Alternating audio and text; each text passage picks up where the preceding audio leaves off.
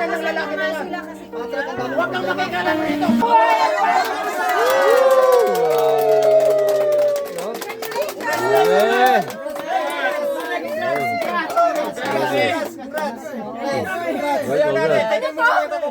Tigil muna, magsilabas muna kayo dyan. Sino yan?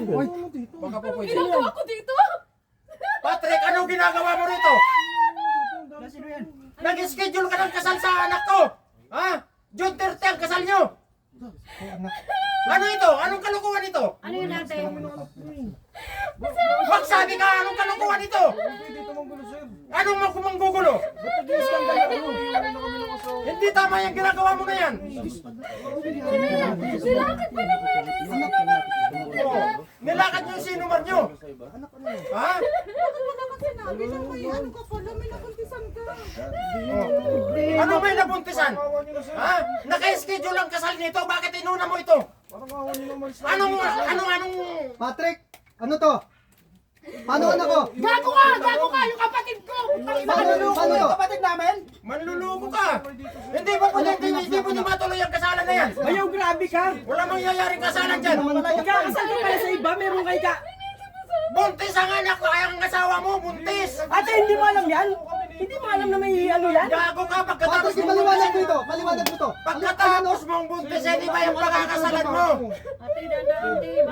Ang hirap ng ganito. Buntis yung Ano ay wala yung binuntis mo yung anak ko? Buntis yung babae. na kami doon na susuportahan ng bata. Ate, Hindi po pwede yan. Ate, maawa ka sa akin. Hindi po pwede yan. Hindi matutuloy ang kasalan na yan. Sir, pasensyahan tayo. Ha, pasensyahan tayo. Hindi kami papayag na makasal Bakit ka agad kasal ba dyan. sila? Hindi nga kasal ay buntis itong mga ano niya. Kuya, tapos na. Hindi naman pala kayo kasal eh. Tapos ang kasalan. Tapos na. Paano anak ko? Paano anak Hindi ko? kayo Patrick, papayag. Hindi po pwede yan. Iwalay na kami ng anak niyo, sir. Nag-usap na kami about dito sa bata. Ano nag-usap? Wala nang kayo pag-usapan dito daw ah. Naka-schedule yung kasal nyo ah. Nag-usap pala sila tayo eh. Patrick, oh, buntis na pala Ate, yan. tay, baka pinagpipilitan lang yan eh. Baka pinagpipilitan lang yung pamilya na yan. Kay June Kuya. 30 ang kasal nitong mga ito, June 30. Ito ang nag-schedule. O, sila naman ang ngayon ang nauna Kahit ngayon. pa, nauna naman kasi May si mga Kuya hawak eh. pag sinumar ito. Hindi, Kuya. Iwalay na Kuya, kami, di ba? sa amin ka, sa amin yan. Ali, huwag kayo makikaalam rito. Huwag kayo makikaalam. Hindi po pwede yan. Teka, paano ang anak ko? Paano ang anak ko ngayon? Hindi po pwede Tito, yan. Tito, palisin mo yan. Pag-usapan natin Naging yan sa skandalo korte. yan dito eh. Ginugulo yan yung kasalanan natin. Pag-usapan natin sa korte itong nangyayari na ito. Hindi po pwede yan. Kawawa ang anak ko. Gagawin mo ano yung anak ko ha. Ginawa mo lang Grabe naman ito. wala bigasan yung anak ko. Ha? Yung ginastos nito. Saan mo ginawa? Sa anak ko. Buntis ka na pala eh. Ha? Babae ka rin, ate. Ate, tapos na. Ate, yung asawa ka. Hindi.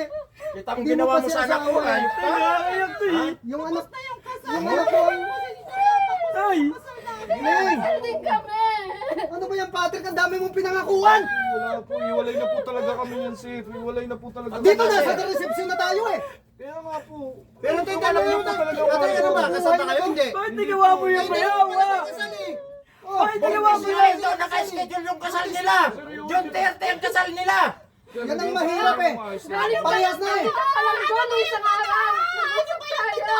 Ayan, Patrick, ikaw ang ang ginawa gumawa mo. ng gulo. Ikaw ang gumawa nitong gulo na to. Ha?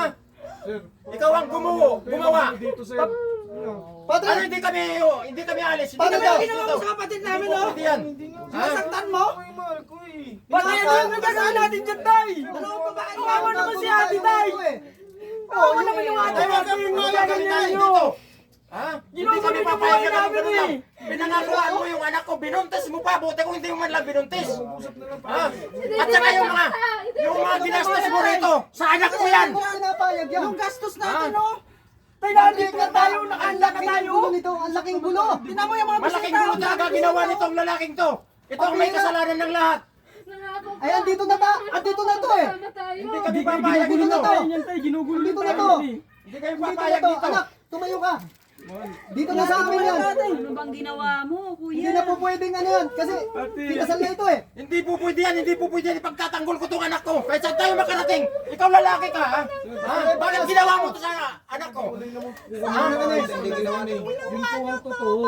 Iwalay kayo, pero nangako ka na magpapakasal kayo ng June 30. Ha? Pero nauna ikasal dito sa anak ko. Oh. Kaya, sige na. Dito na yan. Naka-schedule na nga yung kasal nila. Bakit gano'n ang ginawa mo? Anong klaseng pagkatao ka mayroon? Na po namin yun. Di ba nag-usap naman Hindi tayo tayo? nag-usap. Sabi mo pa nga sa akin, magkasama tayo. Hanap din yung pagpapalang sa anak Dahil natin. mo, desisyon ko tay. Sinaktan mo lang yung anak ko. Sinaktan mo lang yung mga babae. Ayos ka.